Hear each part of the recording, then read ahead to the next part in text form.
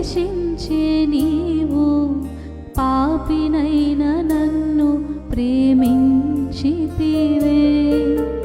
పాపాన్ని అసహించే నీవు ఈ పాపి లోపాలను ఓర్చుకొంటివే. పరిశుద్ధుడవై నీవి పాపి చెలిమి కోరుటకు ఎందుకయ్యా ఈ ఆరాటము? నన్ను వెదకి వెంటాడి ప్రేమించుటకు ఏముందయా, ఏమి చేశానయా? నిన్ను సేవించెదను నీ మాదిరిలోనే, నీ ప్రేమలోనే జీవించెదను.